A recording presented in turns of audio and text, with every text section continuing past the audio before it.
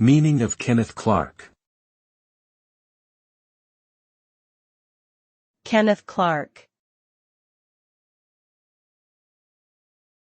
Kenneth Clark. Kenneth Clark. Kenneth Clark. Kenneth Clark refers to Sir Kenneth Clark, a British art historian, museum director, and broadcaster. He is best known for his television series Civilization, which aired in 1969 and explored the history of Western art and culture. Clark was also the director of the National Gallery in London from 1934 to 1945 and played a key role in protecting art during World War II.